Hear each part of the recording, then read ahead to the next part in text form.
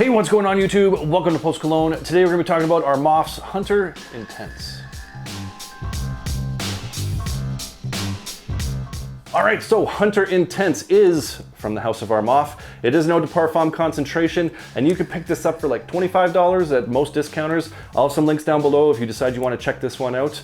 Now, before we get any further, we have to talk about the bottle. It's your typical style Armaf, crazy, unique, artisanal, maybe tacky style bottle. I happen to really like it. I think it's fun. It's just a fun looking bottle. It's got this kind of faux leather strap on it that has Hunter engraved across the top, and then it's nice and secure and snug on here with these two little buckles right there. So it's a funny looking bottle, I admit. But I like it. I like the bottle. I think it's fun. I think it's different. It's not your typical style bottle. Cap on this is a bit of a cheap plastic. That's not metal. That is plastic, but it is thick enough like it's not going to break. So I'm not too upset about that. It does have like a little notch on it so that you kind of have to align it properly before it snaps into place. See, it takes a second, but it does snap into place. Decent cap on it. I'm not too concerned with that. That little notch is kind of annoying, but whatever. It's not a big deal. What matters is the juice inside. And let me tell you, atomizer on this is really decent actually too. Juice inside, as soon as this comes out, it just screams, I am Invictus. It wants to be Invictus. It has that sweet, citrusy, slightly aromatic with some like clean lavender in the mid. It opens with those like mandarins and some like lemon up top, maybe a little bit of cardamom. Typical sweet, aromatic, a little bit of florals, a little bit of spice style Invictus opening. That's what you're getting right off the top. It's very playful, it's very fun, it's very sweet, but not overbearingly sweet, just enough sweetness to it with like a hint of spice, and like I said, some of those clean lavenders, a little bit of geranium in there to add to it. Beautiful opening, I really, really like it. It's not too synthetic smelling, but it does have a synthetic edge to it. It's a cheaper fragrance and you're not gonna get naturals all the time in it, but it's not a bothersome synthetic. It doesn't have any screechy edges. It's not too harsh of an opening. It's not like a blast of alcohol when you first get it on you. It's a decent opening. I enjoy it quite a bit, and for 25 bucks, it's fantastic. What this does though is it kind of tricks you. You think you're gonna get a full ride of Invictus with this fragrance, but what it does is it kind of shifts into a little bit of the blue territory. It gets that kind of Dior Sauvage, maybe like Dylan Blue edge to it. I wouldn't say it turns into a blue fragrance by any means. It's definitely still in the Invictus neighborhood, but it does have this kind of blue kind of turn when it kind of starts to dry down. It gets to the base of a little bit more musk, some cedar, some vetiver, and a little bit of labdanum in there. It's like if Invictus and Sauvage had a baby. This would be kind of it, but it looks a lot more like Invictus. That's pretty much what you're getting with this. It's very interesting. It's not a direct clone. It has kind of like two mass appealing, crowd pleasing fragrances that kind of came together and leans a little bit more towards that Invictus side. I really enjoy that scent profile. Like I said, it's a crowd pleaser. It's just got a great scent profile, nicely well rounded out with that base notes to it, with that sweetness at the top.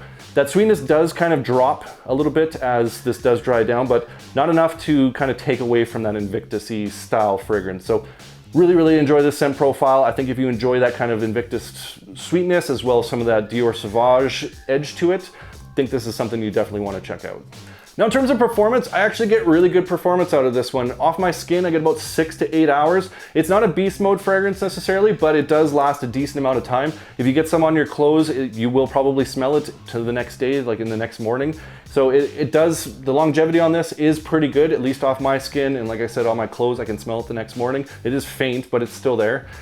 In terms of projection, this is fairly loud for the first hour and a half, 2 hours. This does really push out quite heavy. It can be a room filler if you do overspray this, but with a decent, normal amount of sprays, 4, 5, 6 sprays, you will push off pretty heavy. This will project fairly well. And then as it does dry down, that sweetness kind of comes out of it and it turns more into that blue-ish style fragrance. It does come a little bit closer. It is, sitting about maybe a foot, half an arm's length or whatever to your skin, but it does stick around for quite a while. So performance on this, especially for the $25 price point, is pretty good. I'd say it's above average off my skin, and I have no complaints about the performance. So in terms of when you should be wearing this, I think this is definitely more of a casual fragrance. I think this is definitely for the younger, more youthful crowd. Not to say that the older gentleman can't wear this. I'm admittedly, I'm getting to be a bit of an older gentleman myself, and I still really enjoy this fragrance. I do think it is catered more towards that kind of 20 plus crowd, maybe the 30 plus crowd, but you're 40, 50, 60, you do you. If you like that kind of sweet style fragrance, a little playful, a little bit fun, you can pull this off. But I do think it does lean a little bit more on the youthful side. And it is a very casual fragrance. You wouldn't want to wear this formally necessarily, like a fancy dinner or going to the opera, other fancy things that fancy people do. I don't think that has that kind of gentlemanly vibe to it necessarily. This is like chilling at the beach, hanging out with friends, going out for lunch, running errands. That's where this kind of fits best, in my opinion. I don't think this is a black tie sort of fragrance. It doesn't have that gentlemanly edge. It is on the masculine side. I wouldn't say this is a unisex fragrance by any means, but it doesn't have that gentlemanly, that sophisticated sort of vibe to it. It is more of a casual fragrance. So that's where you definitely should be wearing this, is more casually. In terms of seasons, I wear this mostly in the summer. It just has that summer vibe to it. You can wear this in the spring, a little bit warmer spring days, warmer fall days. You can pull this off as well. Don't think this would cut through the cold very well in the winter.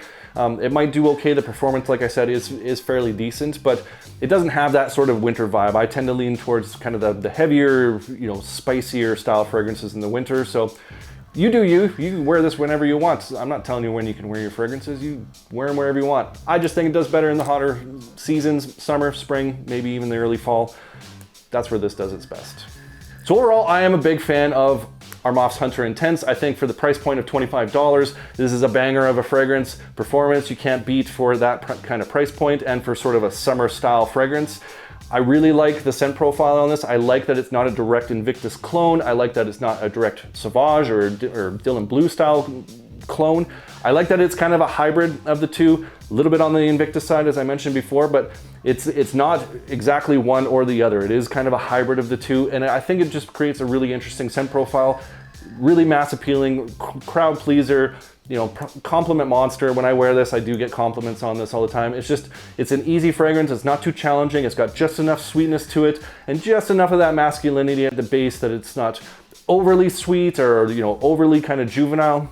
It's a nice blend. I really enjoy it. If you haven't checked it out before, I think you should get your nose on it. That's Armaf's Hunter Intense. So let me know what you guys think. Have you tried Armaf's Hunter Intense? What did you think? Did you enjoy it? Did you think it was trash? Let me know in the comments down below.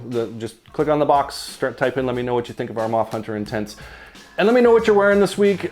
I love reading your guys' comments. You always give me such great recommendations. You add to my ever-growingly expensive fragrance to buy list, and it's becoming a bit of a problem, but I still like to hear from you guys. I like when you guys leave comments suggesting what I should be trying out, what I should review. So do that, comment down below, let me know what I should be checking out, what's good, what are you into, all that kind of stuff. Love hearing from you guys, so do that. Comment, do it right now, go comment. And if you enjoyed this video, make sure you hit that like button. Don't forget to subscribe. Thanks so much for watching, and we'll see you all next time.